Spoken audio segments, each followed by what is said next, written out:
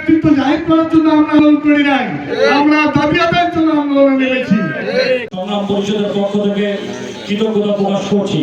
আজকে electronics media ও print মিডিয়ার ভাইয়েরা না হলে, সাংবাদিক ভাইয়েরা না হলে আমাদের আন্দোলনটা বিস্তার লাভ করতো না। তাদের মাধ্যমেই কিন্তু আমরা সারা বাংলাদেশে আমাদের এই আন্দোলনটা ছড়িয়ে দিয়েছি। আমরা তাদের মাধ্যমেই কিন্তু আজকে একটা সুফল পেতে যাচ্ছি। প্রিয় ভাইয়েরা, আপনারা গত 21 তারিখ থেকে যেভাবে সহযোগিতা করে আসছেন আমাদেরকে, প্রিয় পাটগ্রাম এলাকাবাসী, আপনাদের স্বতঃস্ফূর্ত সাড়া পেয়ে আজকে আমরা আমাদের আন্দোলন একটি পরিপূর্ণ রূপ পেতে যাচ্ছে। আমাদের এই আন্দোলনকে বিভিন্ন মিডিয়া প্রচার করে আমাদেরকে উৎসাহিত করেছে। আমাদের দীর্ঘদিনের দাবির পরিপ্রেক্ষিতে আমরা গত 21 তারিখ অনির্দিষ্টকালের জন্য রেলপথ অবরোধের আহ্বান জানাই। আমাদের সংগ্রাম কমিটির মাধ্যমে সেই আন্দোলনের আজকে হচ্ছে 9ম দিন।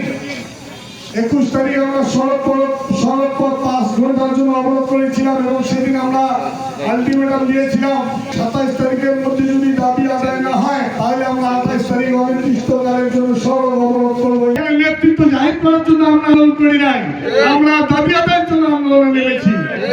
একনল হ্যান্ড ওয়াশ 100% প্যারাবেন ফ্রি, তাই নিরাপদ হাতের জন্য আস্থা রাখুন একনলে। আমাদের জেলা প্রশাসক মহোদয়ের পক্ষ থেকে আমরা মত বিনিময় করে আমরা একটা সমাধানের দিকে এসেছি। এডিসি রেভিনিউ মহোদয় আজকে আমাদের এই আন্দোলনে আরো যারা সহযোগিতা করেছেন, আপনারা তো জানেন এই উত্তরবঙ্গের লৌহ মানব যিনি আমাদের 30টা বছর আন্দোলনের ডাক দিয়েছেন, সেই আন্দোলনে এই রংপুর বিভাগের 5টি জেলার মানুষ শহীদ হয়েছে এবং সেই আন্দোলন সফলতার ইনশাআল্লাহ মুখ দেখিয়েছে।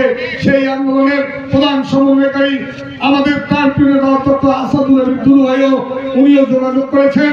আমাদের এই পাটগ্রাম হাতিবান্ধার গণমানুষের নেতা ব্যারিস্টার হাসান হাজি প্রধান উনিও গতকালকে জেলা প্রশাসক মহোদয় রেল সচিব মহোদয়ের সঙ্গে যোগাযোগ করেছেন, কথা হয়েছে। আজকে যেটা আমি বলি, আমরা জেলা প্রশাসন মহোদয় আশ্বাস এবং আমাদের ঢাকাস্থ ছাত্র নেতাদের রেল সচিব এবং রেল ডিজি মহোদয়ের সাথে যে আলোচনা হয়েছে সেটা বিষয়ে আমি আপনাদেরকে জানাবো। এখন বুড়িমারি এক্সপ্রেস ট্রেন সংকটের চলমান অগ্রগতি ও সম্ভাব্য সমাধান। আজকে ঢাকা জাতীয় প্রেস ক্লাবের সামনে মানববন্ধনের মাধ্যমে জনগণের দাবি তুলে দেওয়া হয় এবং মানববন্ধন শেষে প্রতিনিধি দল রেল ভবনে যাওয়া হয়। সেখানে রেল মন্ত্রণালয়ের মাননীয় রেল উপদেষ্টার সাথে এ বিষয়ে সরাসরি কথা বলা থাকলেও রেল উপদেষ্টা মহোদয় একটি গুরুত্বপূর্ণ বৈঠকে থাকায় সরাসরি কথা হয়নি।